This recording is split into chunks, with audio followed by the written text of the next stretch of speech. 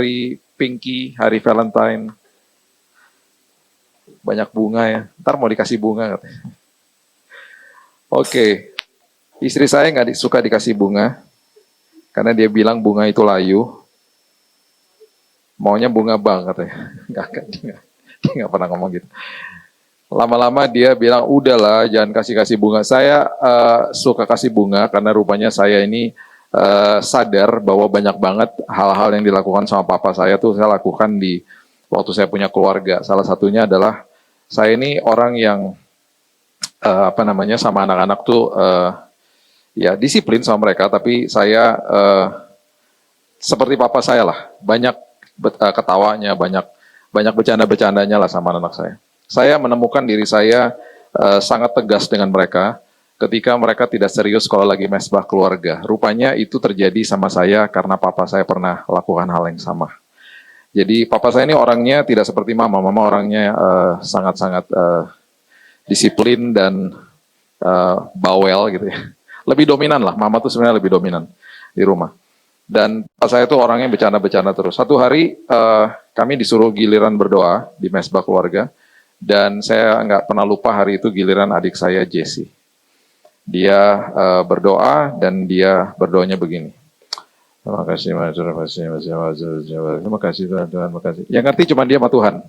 Kita nggak ngerti dia ngomong apa. Karena kita juga males. Karena tiap malam ya Bapak Ibu lagunya sama loh. Dia cuman pegang gitar, dia pegang kunci D.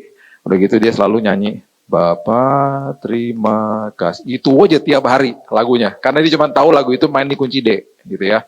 Kita bosen banget dong dengan tiap malam berdoanya begitu. Jadi kita lama-lama kayaknya udah jadi ritual gitu loh. Terus kita udah malas banget disuruh doa. Jadi satu hari waktu adik saya berdoa seperti begitu, tiba-tiba papa yang kita nggak jarang lihat dia marah lah ya. Dia tiba-tiba ada di depan muka adik saya. Dengan suara yang sangat lantang, ini kan Om Lantang namanya. Dia bilang, siapa yang suruh doa begitu? Kita semuanya terkaget-kaget, kita semuanya melek semuanya. Ih, papa bisa marah loh kayak gitu. Waktu SMA ceperin mobil lah, dulu kan zaman-zaman begitu, nggak ada HP kan. Telepon kalau pacaran teleponnya di rumah, teleponnya di ruang tamu, pacaran kedengeran sama semua orang. Nggak ada HP, nggak bisa sembunyi-sembunyi. Papa kasih kamu main sepanjang hari. Kalau waktunya Tuhan, perhatikan, kasih yang terbaik sama Tuhan. Ngomongnya begitu. Saya nggak pernah lupa tuh, kasih yang terbaik. Memberikan yang terbaik buat Tuhan. Akhirnya tanpa saya sadari, saya lakukan hal yang sama anak saya. Saya nggak marah-marah kayak begitu, cuman saya tegas banget sih sama mereka. Saya baru sadar, iya ya saya dapat dari papa saya. Terus, mereka tuh nggak pernah ngajarin sama kita, ketika kita disuruh kasih yang terbaik, kita gimana caranya? Jadi kita pakai usaha sendiri dong. Jadi kita akhirnya kecapean sendiri, kita burn out, kita bahkan bingung. Ini hidup bener gimana sih caranya gitu? Nggak ada yang ngajarin lah pokoknya. Dan selalu mama saya kalau ditanya pendapatnya, selalu ngomongnya cuma dua hal. Banyak doa, hidup dekat Tuhan. Cuman gitu doang. Kita bingung kan? Banyak doa, hidup dekat Tuhan. Terus semuanya pasti beres gitu ya. Terus kita kan bingung jadinya ya. Sampai hari ini loh, mama saya ngomongnya hal yang sama. Papa saya udah meninggal. Mama umurnya 81 dan kalau di mobil berduaan, kalau lagi saya curhat-curhat sama dia dan lain sebagainya, dia bilang, makanya banyak doa. Hidup dekat Tuhan. Itu aja. Terus saya bilang gini, Mah, dulu ya aku bosan banget dengan mama ngomong begitu. Cuman hari ini saya dapat pewahyuan banget. Mama ngomong gitu emang bener banget sih. Banyak doa, hidup dekat Tuhan tuh bener banget. Cuman ada sebuah benang merah mungkinnya yang akhirnya mereka juga nggak pernah kasih tahu sih sama kita. Yang mereka juga sebenarnya juga ya ngerti-ngerti enggak gitu ya saat itu ya. Ternyata kita ini nggak bisa pakai usaha kita akhirnya burn out sendiri, kita kecapean sendiri, disuruh hidup taat gitu loh. Karena kita gimana mau ngasihnya gitu loh. Sementara kita harusnya belajar bahwa hari ini kita ini setelah terima Yesus sebagai juru selamat, secara posisi kita dikuduskan sama Tuhan. Kan hebat banget sebenarnya. Secara posisi itu Tuhan kudusin kita. Ceger, kudus kamu. Secara posisi. Kita bahkan diadopsi jadi anaknya dia. Kata kudus artinya pemisahan. Pemisahan dari dunia kepada kerajaan sorga. Kata mati, pemisahan juga. Kata mati waktu manusia pertama kali jatuh dalam dosa dan manusia mati, itu artinya dipisahkan juga. Bayangin ya, arti mati sama arti dikuduskan artinya sama, pemisahan. Cuman yang satu pemisahan dari hadirat Tuhan kepada kehidupan yang tidak ada hadirat Tuhan, itu kematian. Yang satu adalah pemisahan antara dari dunia dibalikin ke dalam kerajaan sorga. Jadi posisi kita waktu kita terima Yesus itu kita secara posisi namanya positional sanctification. Kita dikuduskan secara posisi di hadapan Tuhan. Nah, setelah kita terima Dia, kita dikuduskan, setelah itu kita menjalani yang namanya pengudusan yang terjadi berkala dan itu terjadi tiap hari. Jadi kita nggak bisa ngapa-ngapain, kita nggak bisa menguduskan diri sendiri, kita nggak bisa tuh namanya setiap hari berusaha hidup taat supaya kita kudus, nggak bisa, kita nggak bisa kudusin diri kita sendiri. Jadi setiap hari kita dikudusin sama Tuhan. Tiap hari kita disempurnakan sama Dia. Dan setiap hari harusnya kita paham bahwa saya hidup taat karena saya udah dikuduskan sama Tuhan. Jadi pengudusan yang pertama adalah secara posisi, pengudusan yang kedua itu terjadinya berkala. Dan itu setelah kita mengerti itu, kita sudah terima itu kuncinya, kita terima itu, kita hidupnya jadi benar tuh tiap hari tuh. Mulai terima yang terbaik, akhirnya memberikan yang terbaik kan. Akhirnya hidup kita lambat laun jadinya semua gambar dan rupa Tuhan yang udah ada di dalam sini mulai keluar. Kita dimurnikan seperti emas, berarti kita udah emas. Kita nggak mungkin bisa jadi emas kalau tadinya kita cuman sebuah tembaga, nggak bisa tembaga jadi emas. Emas ya emas, cuman akhirnya kita dimurnikan seperti emas. Alkitab katakan berarti apa? Kita memang sudah emas di hadapan Tuhan. Cuman karena ada dibiarkan sama Tuhan terjadi sebuah perubahan, proses kehidupan, lambat laun dikikis semuanya perlahan-lahan sehingga kitanya ini terlihat gambar dan rupa Tuhannya di dalam sini. Sebenarnya kurang tepat sih kalau orang ngomong begini. Kamu harus setiap hari itu ada sekolah kehidupan. Supaya kamu menjadi segambar dan serupa. Enggak juga, bukan menjadi. Kita sebenarnya sudah segambar dan serupa seperti Tuhan. Diciptakan segambar dan serupa. Dengan diberikan atau dibiarkan ada masalah, lambat laun ini kan kita berubah nih, perubahan karakter kan. Dan selama kita berubah karakter tuh kita dikudusin tuh tiap hari tuh. Kita diubah. Lambat laun yang ada gambar dan rupa Tuhan di dalam sini mulai kelihatan. Yang mengerti identitas di dalam Tuhan merdeka langsung merdeka. Ada seorang namanya Brian Nichols. Dia adalah pemerkosa di kota Atlanta beberapa tahun yang lalu. Dia mau masuk ke ruang persidangan, dia dikawal sama polwan. Salahnya mungkin polwannya itu tidak pakai safety atau apa di daerah pistolnya dia. Dan yang terjadi adalah pistolnya diambil sama Brian Nichols. Diambil sama Brian Nichols, nggak tahu gimana, pokoknya sampai bisa diambil, dipukul kepalanya, pingsan dia di situ, polwannya. Dia masuk ke ruang sidang, hakimnya ditembak mati, paniteranya ditembak mati, dia kabur naik mobil, dikejar sama polisi.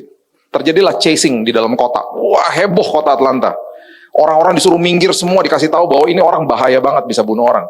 Dia masuk ke dalam sebuah rumah tiba-tiba. Rumahnya itu, waktu dia masuk ke dalam rumah itu yang punya namanya Ashley Smith. Seorang ibu.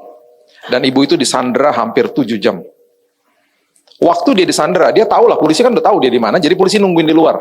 Dia bilang pokoknya, lu berani masuk, gue bunuh nih ibu. Gak apa-apa, gue mati sama dia. Jadi polisi gak berani masuk. Selama penyanderaan, si ibu Ashley Smith keluarin buku Purpose Driven Life dari lacinya. Kita ada di dalam bahasa Indonesia, sudah diterjemahkan ya. Jadi dikasih sama dia, nih selagi kamu nyandera saya juga nggak kemana-mana, baca aja gitu.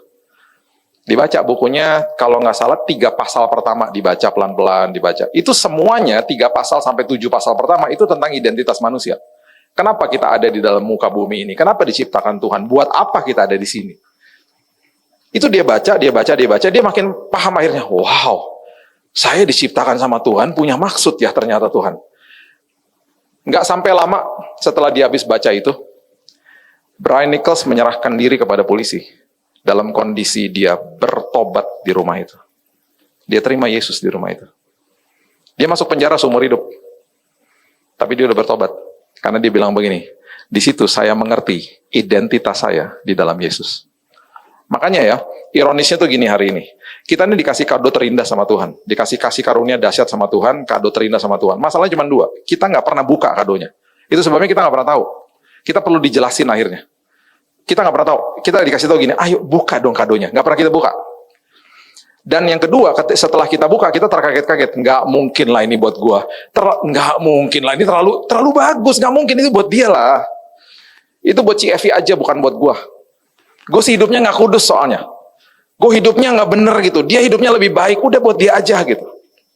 Jadi akhirnya terjadi dua hal itu. Kita satu fase kita nggak pernah buka. Fase yang kedua setelah kita buka kita nggak percaya itu buat kita. Itu sebabnya sampai-sampai firman Tuhan memerintahkan manusia, perintah loh. Dan ini luar biasa banget sih. Tuhan memerintahkan manusia untuk menerima. Biasanya di mana-mana kita belajarnya di dalam ranah agama, ayo kita disuruh hidup taat dan lain sebagainya. Kenapa ini nggak pernah dibahas? Tuhan memerintah manusia untuk terlebih dahulu belajar terima. Makanya dia agak sewot sama Marta. Kalau bisa diartikan dalam bahasa Indonesia sehari-hari, dia akan bilang ini, ngapain sih lo pelayanan-pelayanan? Lo belajar dulu terima seperti saudarimu Maria. Baru nanti kamu bisa memberikan yang terbaik. Belajar terima dulu, jangan mulainya kebalik. Jangan berusaha memberikan hidupmu kepada Tuhan, sementara kamu nggak ngerti bahwa kamu udah dapat kado yang terindah. Terima dulu kadonya, ngerti dulu kamu dapat apa dari Tuhan, baru hidupmu diperdekakan, baru kamu bisa memberikan yang terbaik. Akhirnya kan begitu. Yohanes 15 coba ya. Coba kita bongkar dikit ya, arti daripada buah roh. Ini keren banget soalnya. Dan apa arti daripada kasih yang sering kali kita rayakan memang di bulan-bulan Februari ini. Yohanes 15 ayat 9. Yohanes 15 itu berbicara tentang pokok anggur yang benar dan lain sebagainya. Kita udah sering baca lah ya. Ini Yohanes 15 ayat 9 mengatakan begini. Seperti Bapa telah mengasihi aku, seperti Bapa mengasihi aku, Yesus ngomong begitu. Demikianlah juga aku telah mengasihi kamu. Dia lagi kasih contoh loh sama kita. Karena Bapa mengasihi aku mengasihi kamu. Dia lagi kasih contoh sama kita nih, supaya kita lakukan hal yang sama. Terus dia bilang begini, karena aku sudah mengasihi kamu, bahkan sebelum kamu lahir aku sudah mati di kayu salib. Aku sudah mengasihi kamu sebelum kamu punya kesempatan. Itu maksudnya dia. Jadi aku sudah mengasihi kamu. Terus dia mulai dengan kalimat yang luar biasa ditulis sama Yohanes. Yohanes ini murid yang mendapatkan pewahyuan yang hebat banget memang. Ya karena dia adalah murid yang selalu mengatakan, aku adalah murid yang dikasihinya. Dia selalu fokus sama kasihnya Tuhan kepada dia, bukan kasihnya dia kepada Tuhan. Orang pengikut Kristus adalah orang yang selalu fokus sama kasihnya Tuhan kepada dia. Orang agamawi adalah orang yang selalu fokus sama kasihnya kepada Tuhan. Gue sih udah pelayanan udah lama, gue kan beda sama dia. Gue kan hidupnya lebih kudus lah daripada dia. Gue kan memberikan yang terbaik sama Tuhan. Itu orang agamawi. Orang pengikut Kristus akan ngomong begini. Gue sih hidupnya ya dari dulu ya. Pokoknya gak ada benernya lah. Gue nih ada hari ini nih semua karena kasih karunia Tuhan. Gue nih ada hari ini semuanya karena Yesus. Dia fokus sama kasihnya kepada dia. Makanya kalau baca bukunya Yohanes, dia selalu tulis tentang dirinya begini, nggak pernah pakai kata aku. Aku sayang nggak? Dia tulisnya gini, murid yang dikasihinya. Kan aneh ya. Coba saya ngomong sama Bapak Ibu, hai apa kabar Pak? Jadi Pak, murid yang dikasihi sama Tuhan, ya kapan saya bisa ke rumah Bapak? Hah? Murid yang dikasihi siapa? Saya maksudnya. Kedengarannya narsis kan? Dia nggak narsis, dia lagi fokus sama kasihnya Tuhan kepada dia. Makanya satu-satunya murid yang dibocorin siapa yang nanti akan menjual Yesus, cuman Yohanes. Cuman Yohanes. Dia yang dikasih tahu nanti Yudas yang akan menjual saya. Sampai Petrus aja nanya sama dia, lu tanyain dong sama dia siapa ntar yang dimaksudkan sama dia. Sampai segitunya. Makanya bukunya Yohanes bukan Synoptic Gospel, bukan Injil yang serupa seperti Matius, Markus, dan Lukas. Karena beda sendiri. Karena dia dapat pewahyuan yang beda. Dia tulis nggak pernah dari kelahiran Yesus. Pada mulanya adalah firman. Dia mulai sesuatu pewahyuan yang terjadi sebelum Kejadian 1 ayat 1. Wah. Dan bahkan dia satu-satunya murid yang tidak mati martir. Dan itu dia masih mendapatkan kesempatan dilarikan ke Pulau Patmos. Dia tulis buku namanya Wahyu. Dia dapat pewahyuan yang luar biasa. Karena dia satu-satunya orang yang seperti itu. Orang yang fokus sama kasihnya Tuhan kepada dia. Kalau baca firman pasti beda. Dapat pewahyuan yang orang lain nggak dapat. Dan dapat pengertian isi hati Tuhan. Makanya Tuhan bilang begitu. Makanya duduk seperti Maria. Terus dia bilang begini. Ini nggak akan bisa diambil daripadanya. Nggak ada duanya nih. Duduk seperti Maria itu nggak ada duanya. Itu kalimatnya Yesus loh. Dia ngomong begitu. Kamu belajar terima. Kamu belajar untuk tinggal di dalam kasihku. Baru kamu mulai dari situ. Makanya Yesus bilang begitu. Sama seperti Bapa mengasihi aku mengasihi kamu. Stay in my love. Tinggal di dalam kasihku. Itu di dalam bahasa Aslinya tinggal di dalam kasihnya itu adalah kalimat, yaitu bahasa Greeknya itu adalah meno. Meno itu berarti continue to dwell in my life. Teruskan apa yang aku sudah berikan kepada kamu, teruskan itu. Teruskan, itu kata-kata namanya meno. Bahasa Greek. Saya agak terkesima sih sama bahasa Yunani ya, yang menerjemahkan Alkitab kita. Karena dia kalau tulis tuh detailnya luar biasa. Contoh aja, ini contoh ya. Ada satu kalimat di Perjanjian Baru yang menjelaskan tentang bilur daripada Yesus. Kita biasanya bilangnya apa? Bilur-bilur Yesus ya. Ada satu kalimat di Perjanjian Baru, ditulisnya bahasa aslinya itu hanya bilur, stripe. Ternyata bahasa Greek, the Greek scholar, itu lagi jelasin kepada kita, belakang tubuhnya Yesus ketika habis dicambuk, itu udah nggak ada kelihatan dagingnya lagi. Kalau masih kelihatan daging, berarti kita harus sebutnya bilur. Karena masih ada sekat-sekat, yaitu daging yang masih kesisa. Ketika dagingnya udah nggak kelihatan, disebutnya hanya stripe, bilur satu. Karena berarti tubuhnya bagian belakangnya hancur total. Itu dia lagi kasih tahu sama kita. Jadi penjelasannya dia detail banget sebenarnya. Jadi kalau dia bilang meno, itu artinya continue to dwell. Nggak usah pakai usaha kamu. Kamu nggak bisa pakai usaha kamu. Kamu udah dikasihi, tinggal di dalam kasihnya. Itu kata meno artinya. Kemudian diterusin sama dia, sama Yohanes. Yohanes tulis begini, tentang apa yang Yesus katakan. Jikalau kamu menuruti perintahku. Sampai diperintahin. Perintahnya apa? Kamu akan tinggal di dalam kasihku. Sampai diperintahin untuk tinggal dalam kasihnya. Sampai Tuhan tuh ngomong begini sama kita. Kamu tuh belajar terima dong. Aku tuh sayang banget sama kamu gitu loh. Kamu gak ngerti apa lagi sih kalau bisa diartikan gitu ya. Kalau dia bisa datang, kamu tuh gak ngerti apa lagi. I love you so much. Saya tuh mengasihi kamu tanpa kondisi, nak. Aku baru jatuh dalam dosa kamu, tetap aja aku sayang sama kamu. Kalau dia bisa ngomong tuh dikasih tahu begitu sama kita.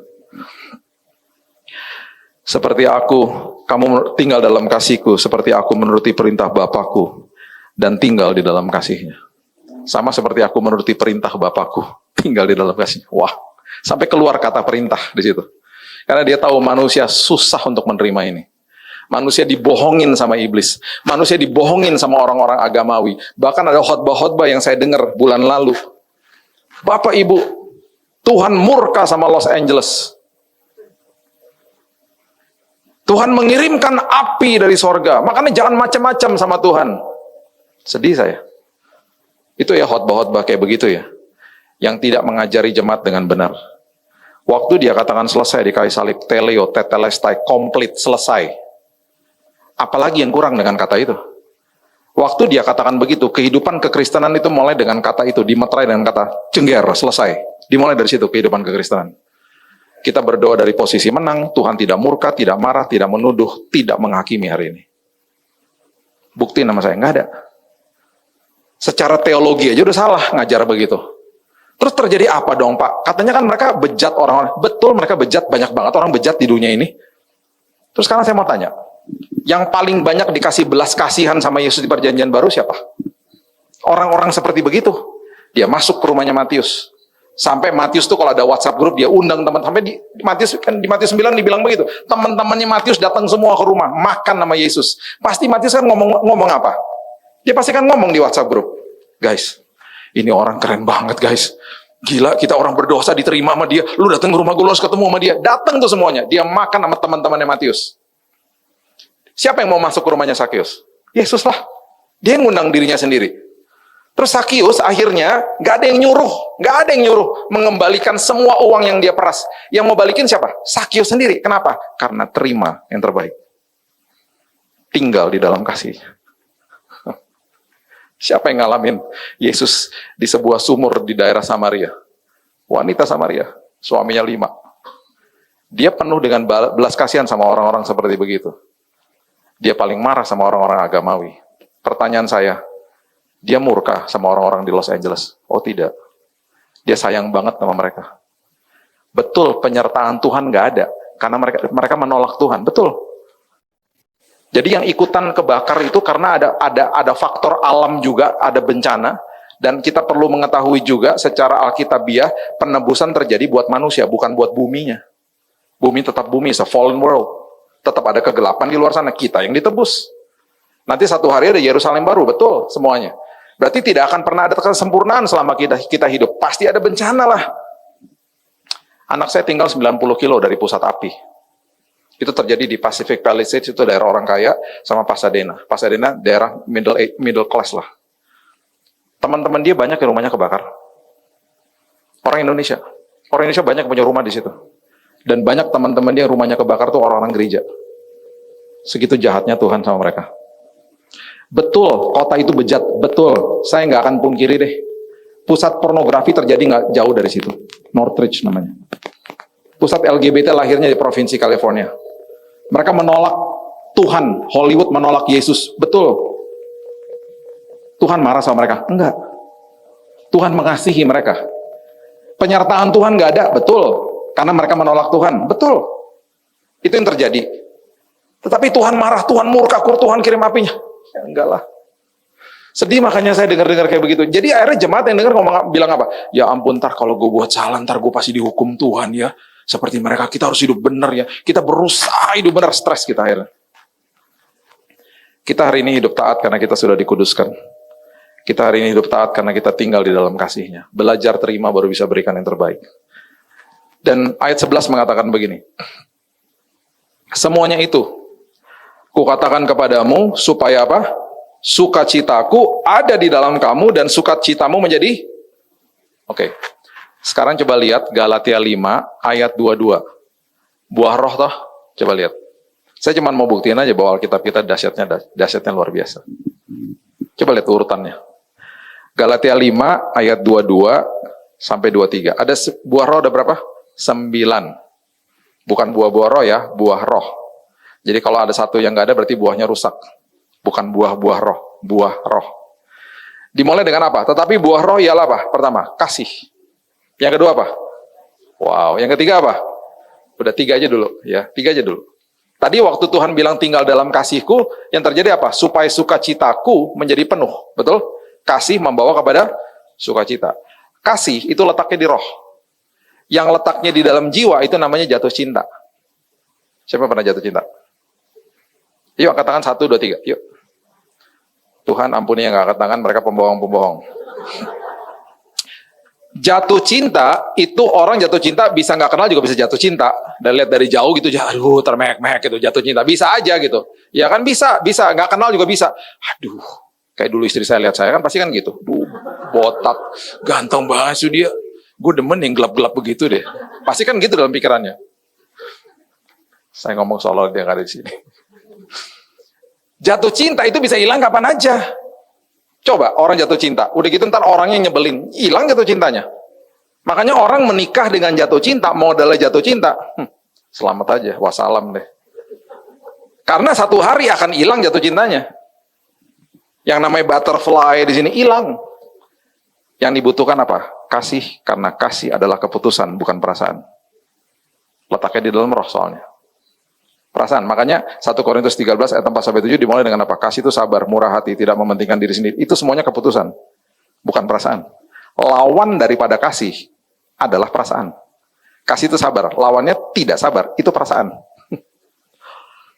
Jadi kasih adalah love is a decision gitu loh. Nah itu semuanya letaknya di dalam roh, itu nggak bisa dicuri sama iblis. Nggak bisa dicuri. Nah, gimana kita bisa mengambil keputusan kalau kita nggak tinggal di dalam kasihnya? Makanya dikasih contoh sama dia. Stay in my love. Stay in my love. Meno. Continue to dwell in my love. Jangan kamu kemana-mana. Aku sayang banget sama kamu. Supaya apa? Sukacitamu jadi penuh. Sukacita kan buah roh. Temannya sukacita yang ada di dalam jiwa, namanya kesenangan. Kesenangan bisa hilang kapan aja. Bahasa Inggrisnya happiness. Makanya Alkitab nggak pernah bilang begini. Alkitab selalu ngomong begini, the joy of the Lord is my strength. Betul? Pernah dengar kalimat itu? Nggak pernah the happiness of the Lord. The joy of the Lord, kekuatanku. Joy adalah sukacita. Happiness itu kebahagiaan. Itu bisa hilang kapan aja. Kebahagiaan, kesenangan bisa terusik kapan aja. Ya, oke. Kasih, sukacita, terus apa tadi? Damai sejahtera ya. Coba sekarang baca lagi. Alkitab memang dahsyat. Coba sekarang baca di Filipi. Coba lihat. Filipi 4 ayat 4-7. Yang nulis ini Paulus loh. Paulus nulis, Yohanes nulis. Dalam waktu yang berbeda. dalam kurun waktu yang berbeda. Dan bisa dua-duanya nyambung gitu. Kalau Filipi, Paulus lagi yang tulis. Dia tulis begini. Dia mulai dengan bersukacita, kan tadi kasih sukacita ya. Bersukacitalah, Filipi 4 ayat 4. Senantiasa dalam Tuhan. Sekali lagi kukatakan, bersukacitalah. Hendaklah kebaikan hatimu diketahui semua orang. Tuhan sudah dekat. Janganlah hendaknya kamu khawatir tentang apapun juga, tetapi nyatakan dalam segala hal keinginanmu kepada Allah dalam doa dan permohonan dengan ucapan syukur. Perhatikan ayat 7. Damai sejahtera Allah. Wah. Yang melampaui segala akal akan memelihara hati dan pikiranmu dalam Kristus Yesus. Damai sejahtera letaknya di roh. Temannya damai sejahtera yang letaknya di jiwa, namanya ketenangan. Ketenangan bisa hilang kapan aja. Oh jelas. Bisa dicuri sama iblis. Damai sejahtera tidak bisa dicuri sama iblis. Makanya orang Kristen, kalau lagi masalah bisa ngomong gini. Contoh saya deh, waktu saya di rumah sakit ya. Senang nggak? Ya nggak senang lah. Mana ada orang senang di kamar rumah sakit. Saya waktu itu buat video sih ya di rumah sakit. Waktu saya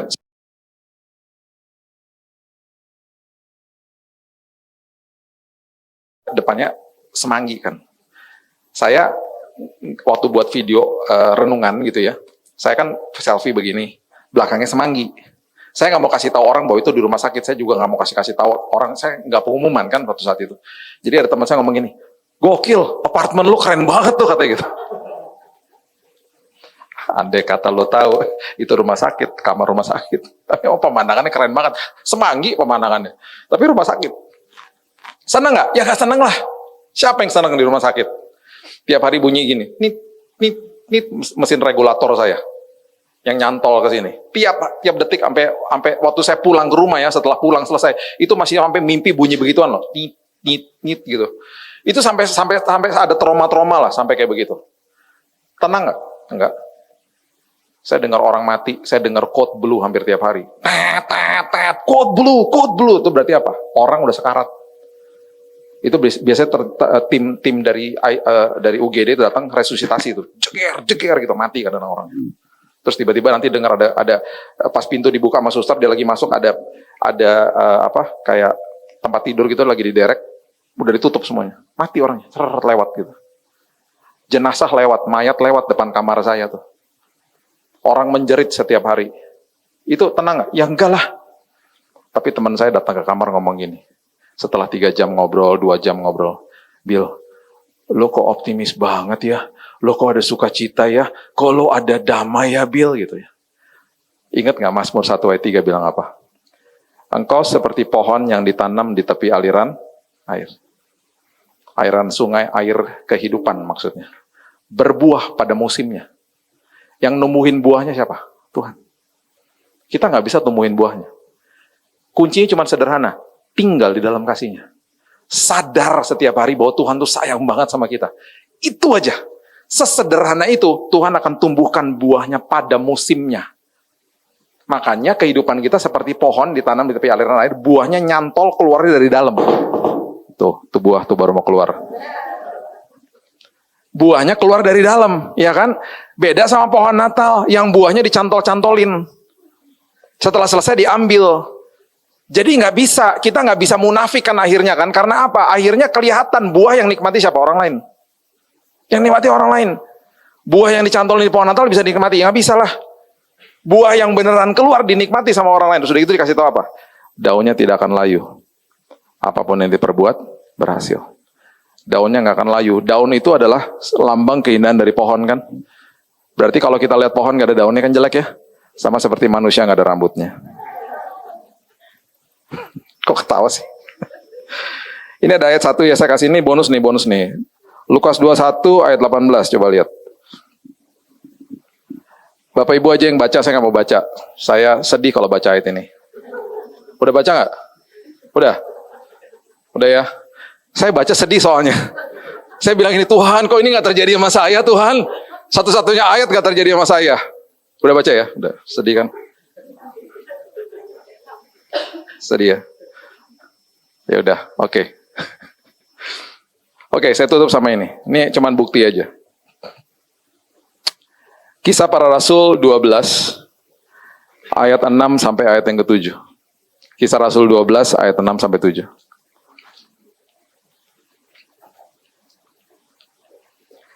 Papa saya waktu dia kasih bunga sama mama saya yang tadi saya katakan, kadang-kadang memang agak kelebay sih ya. Mama tuh kan tinggal deket-deketan sama kakak-kakaknya. Mereka suka staycation di hotel. Mereka ada satu hotel di Jakarta, hotel favorit mereka. Mereka langganan lah. Jadi kadang-kadang mereka cuma ke situ sehari doang. Besoknya udah balik. Yang nganterin juga papa. Papa males ngikut. Udahlah, males ngepak-ngepak barang, udah saya anterin aja. Jadi papa jarang ikut lah. Besok pas mama pulang, ada bunga segede-gede bagong, tulisannya welcome home. Terus kita anak-anak bilang gini, Pak, itu mama cuma pergi sehari loh. Ngapain sih kasih bunga? Gede-gede banget bunganya, welcome. Kayak dia pergi selamanya gitu, kemarin baru pergi sebulan gitu, welcome home gitu. Terus dia bilang gini, saya gak pernah lupa dia bilang gini, emangnya kalau kasih bunga, pas cuma lagi ulang tahun Valentine doang, boleh dong kasih kapan aja. That's my dad. Saking sayang sama mama.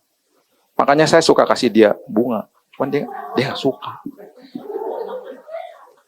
Makanya saya agak nurun waktu itu, dikit-dikit. Terus dia bilang, ini kenapa sih kasih bunga melulu? Karena lihat papa begitu kan. Nah waktu dia mau pergi selamanya, perpisahannya mereka agak-agak berat sih. Dan itu ceritanya mama tuh membuat saya nangis sih waktu itu. Karena papa pergi 15 tahun yang lalu tanggal 7 Juli 2010. Jadi mereka tuh ada sel group di sebelah rumah. Terus hari Rabu malam jam 7 malam gitu. Sebelah rumah tuh rumah kakaknya dia. Selalu mereka berduaan tuh jalan setengah 7 jalan ke sebelah gitu ya. Kali ini papa nggak bisa ikut karena ada cucu di dalam rumah. Jadi papa nganterin mama ke pintu, terus mama disuruh pergi ke sana, diliatin sama dia setengah 7 malam. Mama pergi ke sebelah. Terus sampai di ujung sana, mama udah masuk, mama bilang gini, mereka ngomong Belanda kan.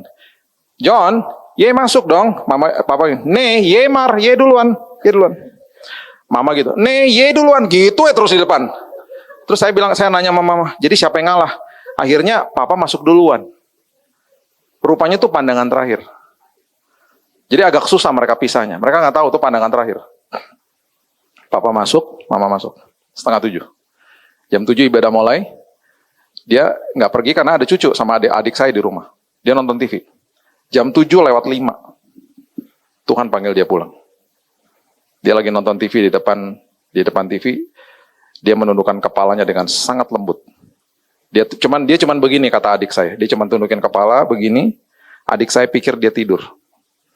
Sampai 15 menit dibiarin. Adik saya pikir pas sudah 15 menit kemudian jam 7.20 adik saya gini. Ini kenapa sih jam segini papa udah tidur? Nggak mungkin banget, coel. Pak, gubrak jatuh udah nggak ada. He's gone. Saya lagi on the way ke ulang tahunnya anak saya. Tanggal 7 Juli. Ke Plaza Indonesia ya. Saya di mobil dapat telepon. Bill, papa udah pergi. Saya sampai di UGD rumah sakit. Saya udah kalap, udah nggak inget. Saudara-saudara saya bilang, lu tadi naik ke atas badannya dia di UGD. Lu pelukin dia sambil lu teriak-teriak. Saya kalap di situ. Saya kehilangan sahabat saya. I miss my dad. Sampai hari ini saya kalau ingat dia masih suka nangis. Karena saya lihat sebuah kasih yang luar biasa dari hidupnya dia. Dia digebukin sama papanya dia. Papanya dia tuh tentara Kenil di Manado. Digebukin habis. Dia waktu cerita sama saya bilang gini, kok papa nggak pernah lakukan hal yang sama mama? Biasa kan terjadi hal yang sama kan? Itu terjadi lingkaran setan, begitu aja terjadi hal yang sama. Dia bilang gini, waktu tahun 66 saya menikah sama mama kamu. Saya lepaskan pengampunan buat opa kamu. Karena papa dulu suka diikat di pohon, di Tomon, di Manado. Dipermalukan depan orang. Disemutin semut merah, digebukin segala macam. Karena tentara Kenil kan. Jadi dia sebelum menikah, dia lepaskan pengampunan. Dia bilang gini, papa gak mau bawa sampah dari masa lalu. Wow. Makanya saya bilang gini, pantesan. Saya gak pernah lihat papa marah, gebukin, gini-gini segala macam. Lembut banget dan suka ketawa-ketawa. Kalau dia masih ada hari ini, pasti dia ikut sama saya. Dia suka ikutan ke ibadah. Dia orangnya bercanda melulu pokoknya. Jadi, saya melihat sosok yang luar biasa dalam hidupnya dia, di mana dia tahu bahwa Yesus sayang sama dia, dan dia tinggal di dalam kasihnya. Kisah Rasul 12 ayat 6-7 mengatakan begini. Pada malam sebelum Herodes hendak menghadapkannya kepada orang banyak, Petrus tidur di antara dua orang prajurit, terbelenggu dengan dua rantai. Selain itu, prajurit-prajurit pengawal sedang berkawal di muka pintu. Ya, Petrus tidur di antara dua orang prajurit terbelenggu dengan dua rantai. Jadi ada prajurit di dalam sel, ada prajurit di luar sel. Dia baru tahu bahwa sebelum ini Yakobus dipenggal kepalanya. Besok dia akan diperhadapkan sama orang banyak, ada kemungkinan besar dia pun dipenggal kepalanya. Sekarang saya mau tanya, dia di dalam penjara, temannya baru dipenggal kepalanya. Senang nggak? Ya nggak mungkin lah. Tenang nggak? Ya nggak mungkin lah. Ya kan? Perhatikan ayat 7. Tiba-tiba, berdirilah seorang malaikat Tuhan dekat Petrus. Ini yang tulis ini Lukas loh. Lukas ini dokter dan dia kalau tulis bukunya tuh detail banget. Dia lagi kasih tahu sama kita, malaikat tuh turun, cahayanya bersinar di dalam ruangan itu. Dia katakan cahaya bersinar dalam ruangan itu. Malaikat itu kemudian menepuk Petrus untuk apa? Membangunkannya. Berarti Petrus tidur nyenyak. Pertama kali pasti dalam sejarah perserikatan kemalaikatan, malaikat menghampiri manusia, manusianya nggak bangun. Karena biasanya manusia ketakutan dan cahaya yang bersinar tuh siapa sih nggak bangun gitu ya. Berarti Lukas lagi ngasih tahu sama kita, Petrus tidur nyenyak. Tenang nggak? Pasti nggak. Senang nggak? Enggak. Petrus punya damai sejahtera dan sukacita. Karena kisah ini adalah kisah yang menyatakan bahwa dia sudah terima kasih karunia Tuhan. Dia udah terima kasih karunia Tuhan. Dia udah diampuni dan lain sebagainya. Dia udah lihat Yesus dalam hidupnya. Sampai waktu malaikat datang, dia tertidur lelap. Malaikat datangnya dia nggak tahu. Lukas lagi kasih tahu sama kita. Orang yang hidupnya di dalam damai dan sukacita, walaupun ada masalah, tidur nyenyak kalau malam. Saya tiap hari tidur nyenyak di rumah sakit. Tanya Gibi. Tenang nggak? Oh nggak. Senang nggak? Oh ya nggak. Saya tidur, kualitas tidur saya sangat bagus di rumah sakit. Tiap malam. Dan saya selalu bilang ini. Itu semua karena sukacita Tuhan dan damai sejahtera Tuhan. Kuncinya cuma satu, terima dan tinggal di dalam kasih-Nya. Sesederhana itu. Jangan biarkan iblis membohongi dirimu. Tuhan sangat sayang sama kita hari ini. Terima yang terbaik untuk kita bisa memberikan yang terbaik. Mari kita tundukkan kepala, kita berdoa, kita siapkan hati kita untuk perjamuan kudus. Terima kasih Tuhan. Bapak yang baik, terima kasih Bapak untuk hari yang indah. Kami percaya bahwa hari ini firman Tuhan yang kami dengar, firman Tuhan yang kami baca, firman itu tidak akan pernah kembali dengan sia-sia. Kami belajar bahwa kami mau tinggal di dalam kasih Tuhan. Stay in your love. Gak ada kasih yang sebesar itu. Gak ada kasih yang setinggi itu. Di mana Kau menyerahkan hidupmu Tuhan. Dan memberikan kekekalan kepada kami. Tuhan, ketika kami tahu dan mengerti tentang prinsip ini, hidup kami pasti Tuhan dilimpahi dengan sukacita, damai sejahtera, bahkan buah roh yang lain melingkupi hidup kami. Kami bisa menguasai diri, kami punya kebaikan, kami punya kemurahan hati dan seterusnya. Itu semuanya karena kami tinggal di dalam kasih Tuhan. Dan hari ini Tuhan, buat kami mengerti, buat kami sangat mengerti bahkan, bahwa kami harus belajar terima. Seringkali Tuhan kami dibodohi di dalam ranah agama mungkin Tuhan, bahwa ternyata Tuhan itu sangat sayang sama kami, tanpa kondisi, tanpa syarat. Dan justru ketika kami menerima itu sebagai